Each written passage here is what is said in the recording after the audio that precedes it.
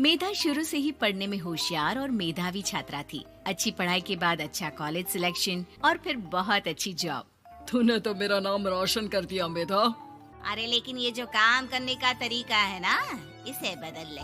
18 घंटे काम करेगी तो कल को बच्चा कैसे संभालेगी? तुम्हारी तरह पागल नहीं हूँ माँ, जो बच्चे और परिवार में फंस जाऊँ। मैं तो जिंदगी खुल कर जीऊंगी। सब कहने की बात होती है बेटा, अपने बच्चे का सुख हर कोई चाहता है। वक्त बीतता है और मेधा की शादी हो जाती है।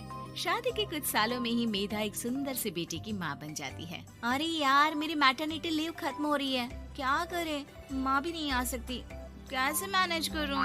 ऐसा करते हैं, इसके लिए एक केयर टेकर रख लेते हैं, वो देखा करेगी इसे। मेधा को पति की बात जंच जाती है और वो केयर टेकर की तलाश शुरू कर देती है। एक दिन उन लोगों के घर एक महिला आती है जो दिखने में पढ़ी लिखी लगती है। जी, क्या काम है आपको? मैम, मेरा नाम स्नेहा है। आपका एड देखा केयर टेकर का, क्या मैं आपके यहाँ काम कर सकती हूँ? हाँ, क्यों नहीं, लेकिन आप तो अच्छे घर की लगती हैं, फिर नौकरी क्यों? दरअसल मेरे ससुराल वालों ने मुझे घर से निकाल दिया क्योंकि मैं माँ नहीं बन सकती और माता पिता भी नहीं है इस दुनिया में। तो अरे अरे, कोई बात नहीं, तुम लक्ष्य को ही अपना बच्चा समझो और यहीं रहना, और किसी भी चीज की जरूरत हो ना तो बता देना। नेहा खुशी खुशी लक्ष्य को संभालने लगती है। रात को जब मेधा घर पर आती है, अरे क्या बात है स्नेहा, तुमने खाना नहीं खाया क्या? अरे दीदी, आपका बेटा टाइम दे तब ना। अरे तो जब वो सोता है तब खा लिया करो।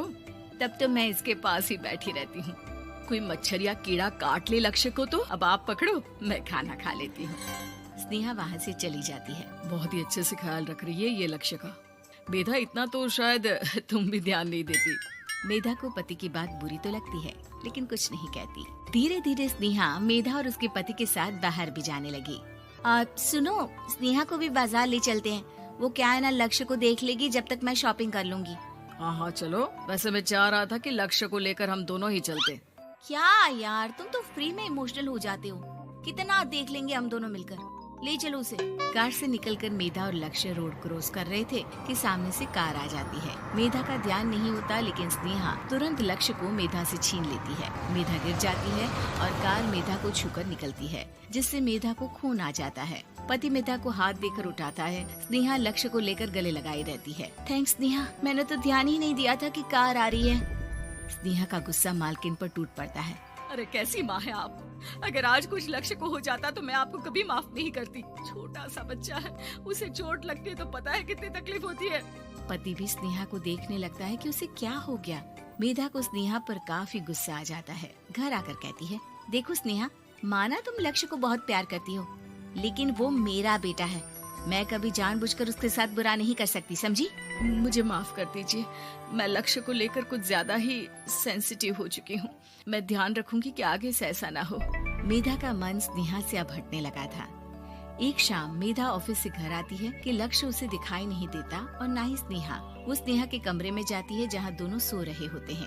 अरे स्नेहा, लक्ष्य को आज इस कमरे में क्यों सुला दिया? दीदी, मुझे नींद आ रही थी, ऐसे में उसे कमरे में अकेले लिटाना मुझे ठीक नहीं लगा। मेधा बच्चा उठाने लगती है कि स्नेहा टोक देती है।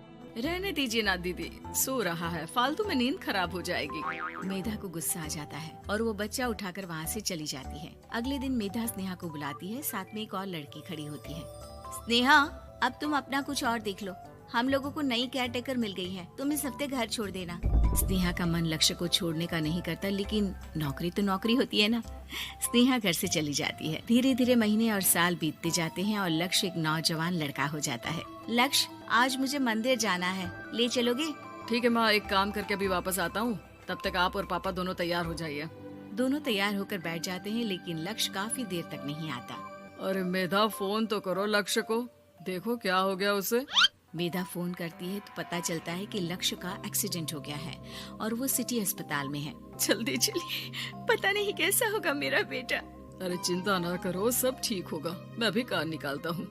दोनों मियाँ बीवी अस्पताल पहुँचते हैं, जहाँ वो लोग देखते हैं कि लक्ष्य बिस्तर पर पड़ा होता है। एक महिला इन्हें यहाँ लेकर आई है, वो वहाँ बैठी है, लेकिन फिलहाल तो आप लोगों को इनके लिए किडनी का प्रबंध करना होगा। एक्सीडेंट में इसकी किडनी डैमेज हो गई है। मेरी ले लीजिए डॉक्टर साहब, मेरे बेटे को बचा लीजिए। नहीं नहीं, आप माँ हैं, आपकी नहीं ले सकते, पिता की भी नहीं। आप किसी रिलेटिव या दोस्त से पता कर लें, और हाँ थोड़ा जल्दी करें क्योंकि देर होने से मामला बिगड़ सकता है। मेधा बैठकर रोने लगती है कि वहाँ डॉक्टर आ जाते हैं। जिस औरत ने आपके बेटे को यहाँ भर्ती कराया था वो अपनी किडनी आपके बेटे को देना चाहती है। हाँ? कौन है वो? कहाँ है वो? तभी वहाँ स्नेहा आ जाती है। स्नेहा तुम? मैं लक्ष्य को पहचान नहीं पाई थी, लेकिन आप लोगों को देखकर समझ गई कि ये लक्ष्य है, इसलिए वापस आ गई। मैं अपनी किडनी आपके बेटे को देना चाहती हूँ। मेरी अपनी तो कोई औलाद नहीं, लेकिन लक्ष्य में मैंने हमेशा अपना बच्चा देखा। तुम धन्य हो स्नेहा, जो इतने साल में भी लक्ष्य को भूल नहीं पाई। सही मामले में तो वो तुम्हारा ही बच्चा होगा, क्योंकि जन्म भले ही मैंने दिया हो, लेकिन आज तुम उसकी जिंदगी बचा रही हो।